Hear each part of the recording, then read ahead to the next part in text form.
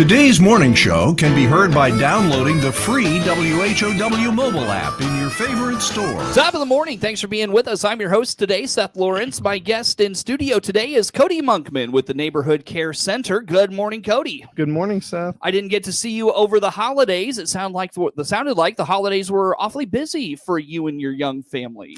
They were, yes. Yeah, new addition to the Monkmans. Our daughter Shiloh was born on December 17th. Congratulations, my friend. That's Yeah. wonderful. How we doing? How's everybody doing? Good. We're still adjusting to the new rhythms and things, and now that we don't outnumber the children, so Emily takes one, I take the other. Yeah, exactly right. That's how you have to do it. Now, how is Big Brother adjusting to the changes? Phenomenal. Yeah. Zion's been great. It took him about 48 hours, and then he asked to hold her. So we were like, okay, there you go. All right, this can work. Perfect. So he's very sweet to her. Wonderful. Well, Cody, let's dive into Neighborhood Care Center this morning and what's been going on in the last couple of months since we've caught up. I know we've, in recent visits, have talked about the expansion to Hayworth and the community there. A lot of things happening in the meantime. What stood out in the last few months for you? Yeah, so in the month of December, that honestly was, it seems like the month of December, the holidays, November, it's crazy busy. And so January's kind of, collect your thoughts and move forward in with a slow pace. So we kind of got a little bit of a hodgepodge right now. I was just telling you about how we had some private donors make it possible to put some new flooring in the south part of the Neighborhood Care Center in Clinton. Actually before COVID, so this would have been an early 2020. We knocked a wall down to expand our waiting area. It was pretty small, and it almost doubled it in size. But we hadn't finished the floor yet, and the floor was kind of ugly. So we got that fixed. So it looks very nice and inviting. We also brought on a new marketing person. If anybody goes to our social media or our website, we have somebody who helps us get our message out in a clear way with our mission and our vision and good videos and pictures and things. That is not me. I am not good at stuff like that. I'm actually not techie. Really? I know I'm a millennial, but I am not techie. Wow. And so it's been great to have Kelly was helping us with marketing last year, and she decided to go into a different direction professionally. And so now we have Abby, and Abby started helping us in January. Cool. So, all right. Looking forward to what she brings to the table. You mentioned, Cody, the flooring. I know visually it's going to look a lot better, but is there any other benefit from your perspective as to what that'll do for the care center? I mean, I will say this. It was probably in September or October of last year. We had some of the bigger social services in Macon County actually came to visit the Neighborhood Care Center in Clinton. And pretty much the message that they said was, when they first walked in, they were really impressed with the environment. And I think when you are dabbling in any type of social service, it's not uncommon that you find yourself in a facility that looks kind of run down. It's got 1970s on it, and and maybe screams a little dated, and maybe just not bright lighting, and all of that is surface level stuff. But it does communicate to your customer or the client. If you're not going to take care of your building, are you going to take care of me? It's the same thing that we all do it with restaurants. When you walk into a restaurant, you probably could unfairly judge the quality of the food based off of the environment in which you're sitting in. We do that all the time. It's very similar to that. So sometimes I think the crummier the place looks, the better the food is. I know. I agree. But we're two foodies sitting here talking. So so as far as another positive, I would just say that it helps us to keep making sure that the building communicates what we actually believe in people and the neighbors that we work with. Very good. So look forward to that. Cody Monkman is the executive director of the Neighborhood Care Center. He's our guest in studio for this morning. Cody, as we shift into 2022, what's kind of on your radar this year for the Neighborhood Care Center? What's coming up? What's ahead in the year ahead for you? Yeah. So real quick, because this is fresh off the press, I know you guys have talked about it here, the Dolly Parton Imagination Library. United Way has made that possible through their funding and their donors. I believe the Warner Library in Clinton is kind of help facilitate getting families connected to that as well for DeWitt County. And then Neighborhood Care Center is also a location that families can sign up to sign their child up to be a part of the Imagination Library. I did it for Zion. It's for children 0 to 5. And there's no income requirements, correct? That's correct. Yep. You got to be a citizen of DeWitt County, and you've got to be 0 to 5 years old. What's really cool is when the book gets mailed to the residency, it's got your child's name on it, so the child feels like they're receiving mail. It's not just mail from grandma and grandpa that comes once a month. That's right. And then from what I understand, Dolly also sends some kind of video on the birthday of the child. Oh, no kidding. Yeah. So I mean, when I actually read the article on DeWitt Daily News about it, and I reached out to United Way and just gave them a thumbs up on how awesome that is. Coming from education, I very much believe and can see where literacy skills very much help empower the individual into whatever direction of life they want to go. Totally. So I'm a huge fan of getting books in the hands of young people.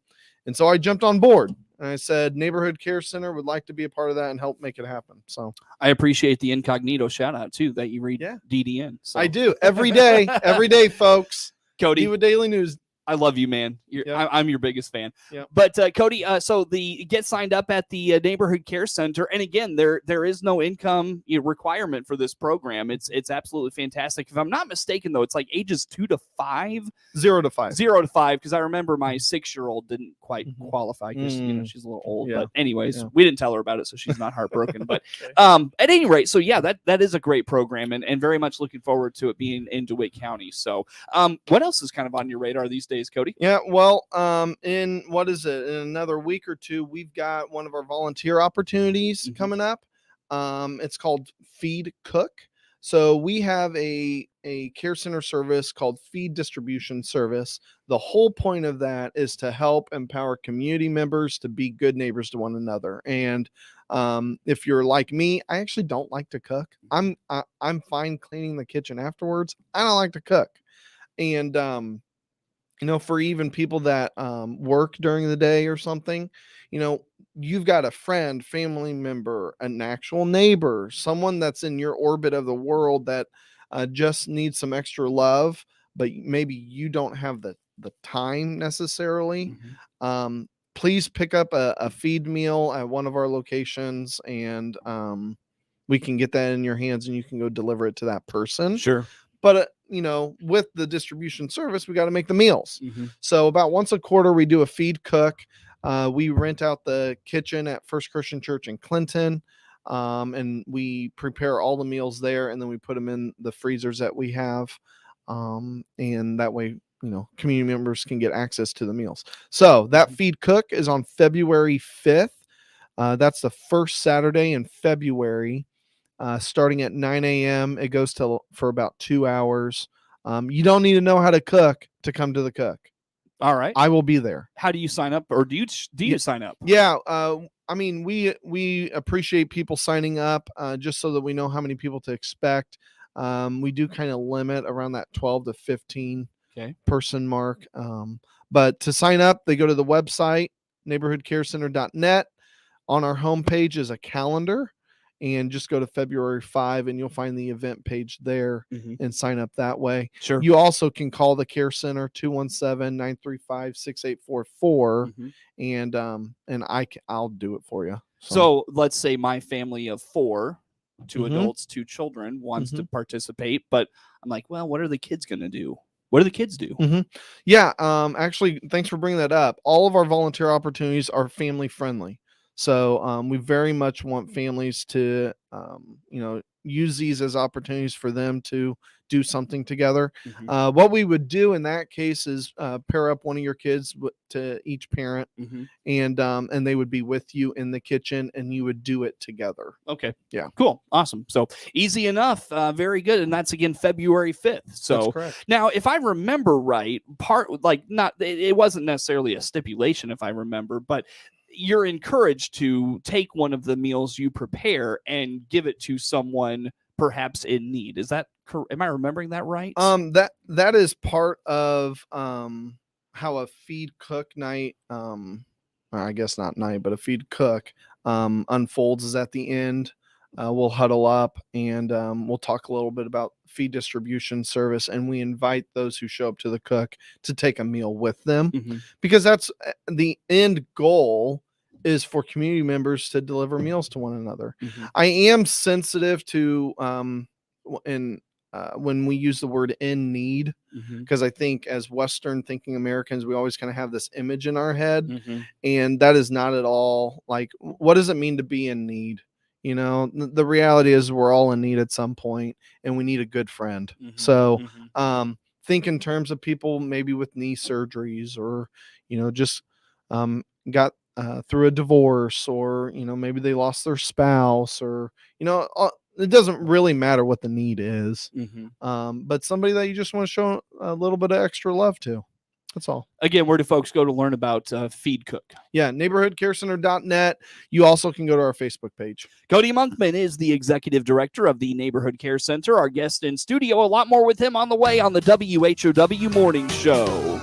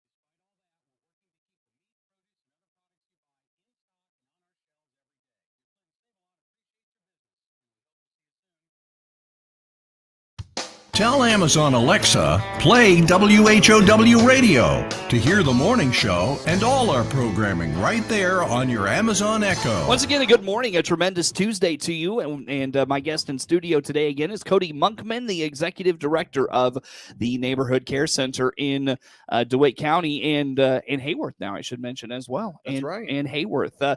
Cody, let's dive into. I know we've talked about this before, but kind of the we've talked about what the Neighborhood Care Center is, and your mission statement and those sorts of things. Well, we've never really taking a deep dive into the why. Why does the neighborhood care center exist and all of those things? Let's do a deep dive of that this morning. What do you think? Yeah. So, Neighborhood Care Center's mission is to connect small town neighbors to a relational network that supports and inspires them to reach their God-given potential. That's why we do what we do. A lot of people, when they think Neighborhood Care Center or any other organization for that matter, they usually think in terms of what they do. But at the core of why we do what we do with Neighborhood Care Center, it's about connecting people to relationships that support and inspire them. And so now, is this a client relationship? Is this a volunteer relationship? Is it both? It's both. And I mean, if there's Care Center t-shirts, I usually don't wear mine actually, but there's a little tag phrase on the bottom that says neighbors helping neighbors. And that's really what it is, So I regularly remind people that, we're all one crack in the sidewalk away from needing a good neighbor to love us and reach out. And I think as the years have went by, it's funny how social media is so big in our world today because I mean people actually I would say don't know each other well. We really don't know each other and we're not as social as what we used to be. And so life happens and people are isolated and they don't have friendships and relationships and things like that. So yeah, and there's a big difference between your online friend, your digital friend, and your you and I friend type of thing, sitting here talking this morning. That's right. So that's what the Neighborhood Care Center is all about. It's not about the physical things, although those are things that we do. But it really comes out of this belief that the human experience that we all have is more of a relational experience versus a physical experience. And what I mean by that is most of the day-to-day stuff that we all, the materialism of the world and the things that we see around us. But the relationship thing is, there are 4 relationships that I would say are key to the human experience. And that is the human's relationship to God, the human's relationship to others, relationship to self, and then relationship to creation, which kind of that's really about identity. That's what you do. That's your job. That's how you make money to pay your bills. And and a lot of us, that's the area that we focus on because it's the most tangible. It's what we can see. We can probably measure it pretty well. But it's usually at the expense of the other 3 relationships. Yep, for sure. So we're trying to Neighborhood Care Center is all about building a relational network that provides opportunities for neighbors to get to know neighbors, people in your community, and that we can help one another by supporting and inspiring all of us to reach our God-given potential. That includes the mission partner staff, that includes volunteers, that includes our neighbors that we engage with through Care Center services. Sure. Very good. So what is kind of the, how do you do that? How do you go about, striking that balance and, providing people the skills they need to maintain those things? How about that? So, I mean, first and foremost, part of that is having a culture of trust. So, trusting the best in someone. But let's say, one of your listeners wants to get involved with Neighborhood Care Center. There's 3 different ways that they can get involved in our mission. That's by being a mission partner, being a volunteer, and or being a donor. So there are people that they donate, they volunteer, and they're a mission partner. There's people that do only one of those. And usually what that looks like is if somebody wants to engage with our one of our networks, that being the one based in Clinton or the one in Hayworth, I meet with them one-on-one and we talk through just who they are, get to know one another. And I'm trying to figure out how I can help them reach their potential in depending on what role they can play. Mhm. So I would say this, a big difference between a mission partner and a volunteer comes down to is the individual fat? Are they fat? That's right, Seth. I know the look on your eyes. Are they? I was like, did he really just say that? Yeah, I did. We love fat people. We love people who are faithful, available, and teachable. I know, I got you, didn't I? You did. I did. And so, and this is just, all of us find ourselves in different seasons of life. And, an easy example would be someone who's got a typical 8 to 4 job. They're just not available. Their schedule doesn't allow them, more than likely, to be a mission partner. And a mission partner is someone who understands that their job isn't to do the organizational task of Neighborhood Care Center, but ultimately their job is to develop and pursue relationships with others. Yeah. Well, in order to do that, you got to show up consistently over time. Mhm. Consistency over time is what develops relationships. And so availability is probably the biggest difference between a mission partner and a volunteer. Yeah. I want to ask you something. I've got 1 minute real fast Yeah. with you. I want you to talk about the balance of, the Christian base of the, the philosophy of the organization, but also that you don't have to be a Christian to volunteer and be a part of this. Can you speak to that balance a little bit? Yeah. I mean, I would say this, that, the biblical worldview starts in Genesis, where everyone has value. The core belief that everyone's made in the image of God. So whether you're a Christian or not, that's besides the point. But to say that there is value in that human, that's the starting point. And we just go from there. I would say so. The starting point isn't you're a Christian or you're not. The starting point is you're a person, you have value. Yeah. Very good. And then from there, that we just find out what's the most appropriate mission partner, volunteer, donor. Well, Cody, how do folks learn more about all things Neighborhood Care Center? NeighborhoodCareCenter.net. Give us a call, 217-935-6844. Very good, my friend. Thank you so much. Cody Monkman, Neighborhood Care Center in Clinton. Network News is now.